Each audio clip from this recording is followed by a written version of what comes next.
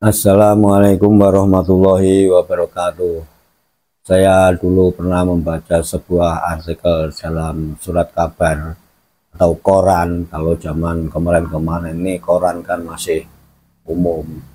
Itu di situ diceritakan ada seorang yang buta sama sekali dari lahir, lantas mendapatkan donor mata karena dokter mungkin saraf mata waktu itu berkesimpulan bahwa orang ini saraf-sarafnya normal, maksudnya saraf-sarafnya mata itu normal, tapi untuk matanya sendiri yang bermasalah, sehingga si orang ini buta sejak lahir tapi saraf-sarafnya ini masih normal. Karena hal ini mungkin untuk eksperimen atau apa, atau kasihan dan seterusnya, untuk membuat si orang buta ini melihat ini ada seorang pendonor mata untuk diterapkan kepada yang buta ini. Tapi apa yang terjadi setelah mendapatkan donor mata, orang buta ini setelah dioperasi justru ketika melihat indahnya dunia ini atau gebiarnya dunia ini dan melihat orang berjalan, hewan kucing yang berjalan, melompat, dan seterusnya. Melihat hal ini tiba-tiba, dengan tiba-tiba tentunya karena kemarin-kemarin dia mengalami kebutaan, stres, dan akhirnya tidak berapa lama meninggal dunia. Kasihan juga kita mendengar ini. Itulah gambaran-gambaran seperti saat-saat ini. Mungkin ketika orang-orang sudah begitu lama terdoktrin dengan paham-paham selama ini dari Ba'alawi yang meyakini mereka ini dzurriyyah Nabi, kemudian tesis Imaduddin muncul ke permukaan, rata-rata semua orang kaget, kok begini? Nah, jadi ada yang kemudian setelah berpikir lama sadar dan mencari referensi-referensi yang membuat dirinya sadar, tapi juga belum banyak yang mendengar ini langsung begitu saja percaya dengan tesis Kiai Haji Imaduddin Al-Bantani. Bukan hanya seperti kita-kita yang awam, para kiai-kiai pengurus anak ranting cabang seluruh Indonesia ini juga seperti kita-kita ini. Jangankan kita yang awam ini, mereka-mereka yang sudah berilmu dan makan pondok pesantren itu saja perlu waktu untuk paham, karena ini hubungannya dengan spiritual, hubungannya dengan agama, jadi tidak begitu gampang untuk menerima dari tesis Kiai Haji Imaduddin Al-Bantani ini. Tapi berjalannya waktu, bergulirnya waktu, berganti hari, berganti bulan, dan berganti tahun, sudah hampir 1 tahun bahkan mungkin lebih menurut pengamatan kita, itu mau tidak mau pengaruh tesis ini terus merambah sampai ke pelosok-pelosok. Bahkan di mana kemarin ini yang mayoritas, hampir mayoritas ini percaya kepada Habib-Habib, mulai sekarang mulai terkikis. Dan wallahu alam apakah benar-benar tahun 2004 ini akan terjadi perubahan yang drastis.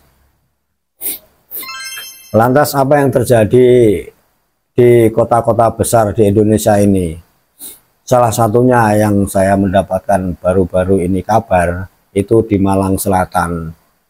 Jadi di Malang Selatan, karena ada pergerakan-pergerakan kemarin itu di Malang Raya, sekarang ini saya dengar ada kabar mulai ada pencerahan. Untuk selanjutnya apa yang terjadi dengan video berikut kita tonton dulu. Assalamualaikum warahmatullahi wabarakatuh.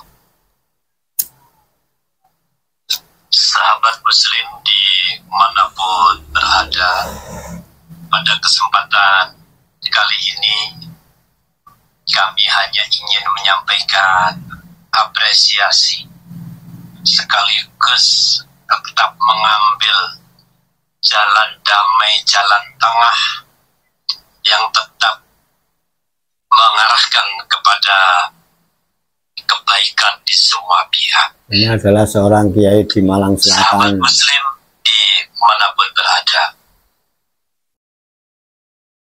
Yang pertama, kami ingin menyampaikan apresiasi yang sebesar-besarnya,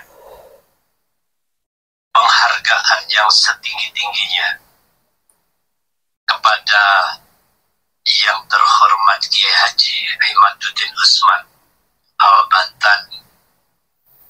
Yang kali pertama kami mendengar ceramah beliau mengenai nasab para habaib kira-kira 9 bulan yang lalu, atau kira-kira antara April Mei 2023. Beliau tahu ini sekitar April. Kalau pendapat kita ini sebelum itu sudah ramai.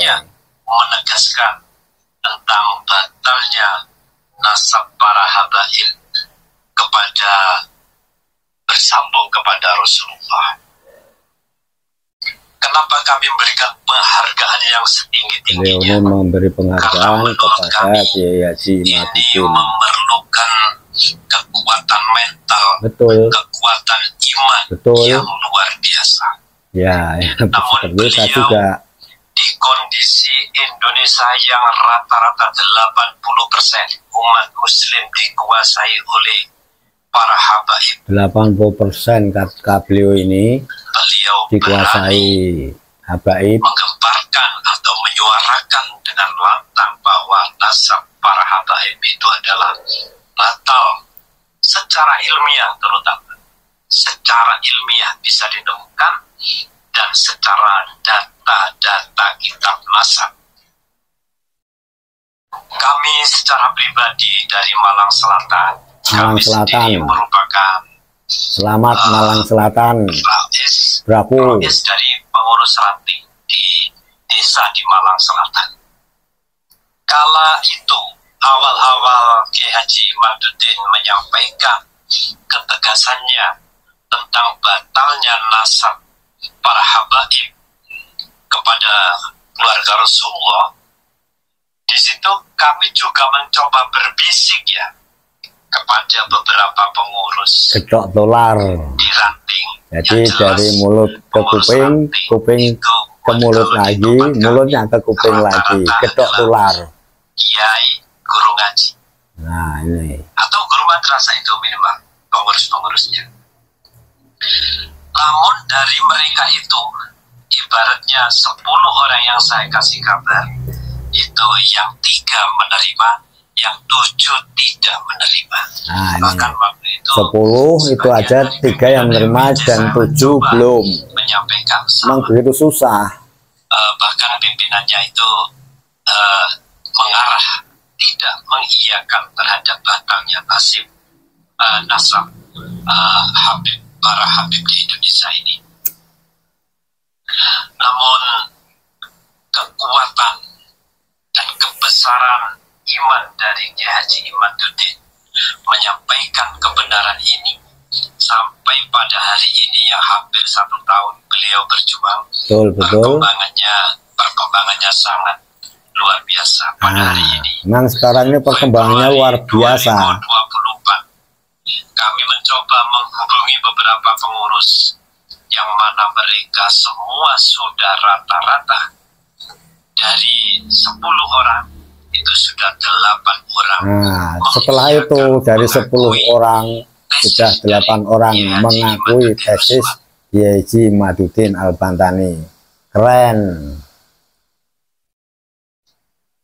Begitu tadi sudah kita lihat videonya bagaimana beliau ini pertama kali mendengar, terus disampaikan kepada teman-temannya, tentunya saja para guru ngaji, santri, kiai. Awalnya sih 10, tapi yang menerima baru 3, dan yang 7 ini ya mungkin masih ragu-ragu. Tapi alhamdulillah setelah berjalannya waktu, sekarang sudah mulai berkurang. Dari 10 orang yang dikasih tahu masalah nasab ini, 8 orang yang sudah percaya bahwa mereka para Habib ini bukan zuriyah Nabi, dan 2 belum menerima. Semoga dari Malang ini terus bergulir kabar-kabar seperti ini, sehingga kita dapat mencerahkan pikiran banyak orang, khususnya di Malang sana, saudara kita, supaya tidak kembali dikungkung oleh doktrin-doktrin yang selama ini kita percayai. Seperti cerita di awal, untuk orang yang buta sama sekali dari lahir, kalau kemudian diberikan donor mata, menurut kita orang normal, tentu saja mereka ini yang buta ini setelah mendapatkan donor, ketika bisa melihat dunia ini akan tertawa gembira, riang tentunya, karena dari sesuatu yang gelap kemudian bisa melihat. Tapi justru apa yang terjadi, si orang buta ini setelah mendapatkan donor, tidak berapa lama karena stres melihat kejadian-kejadian selama ini yang tidak disangka-sangkanya, akhirnya meninggal dunia.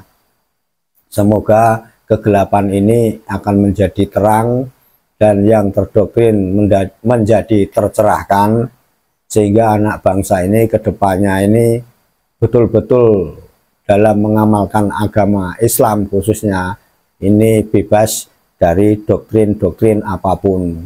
Karena kita tidak menafikan bahwa kita dari lahir ini sesungguhnya setelah kita bisa berpikir, kabar-kabar hua, kabar-kabar yang tidak benar ini selalu masuk dalam otak pikiran kita. Dari sekolah kita sudah diceritakan sejarah-sejarah yang entah itu bikinan Belanda atau cerita-cerita wali, itu banyak fiksi-fiksinya kadang-kadang. Dan waktu itu ketika kita bisa baru berpikir, kita meyakini iya-iya saja.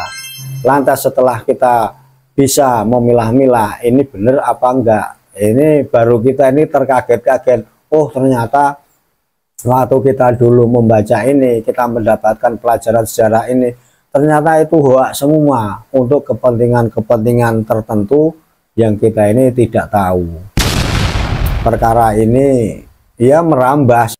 Memang selama ini kita ini selalu salah paham dalam memandang sesuatu hal, sejarah, doktrin, dan seterusnya. Kita ini sudah salah paham, memahami dengan salah, karena memang apa yang masuk ke otak kita ini ya yang membuat kita ini selalu salah paham. Ditambah lagi ya baru-baru ini yang baru kita tahu paham yang salah dari oknum-oknum Habib Ba'alawi yang ada di Indonesia ini. Kita ini hidup sudah salah paham, ditambah lagi paham yang salah. Apa yang akan terjadi pada masa depan, khususnya generasi yang akan datang dalam memahami perkembangan sejarah-sejarah kita pada masa lalu. Jadi, alhamdulillah sekarang kita sudah mulai tercerahkan sedikit demi sedikit, khususnya yang berkaitan dengan Habib Ba'alawi ini. Tanah air kita itu harus kita jaga, yang tentu saja kita akan wariskan ke generasi berikutnya. Semoga aman selalu dan tetap jaya. Sebatuk dumuk senyari bumi, diriwangi tekan pati. Assalamualaikum warahmatullahi wabarakatuh.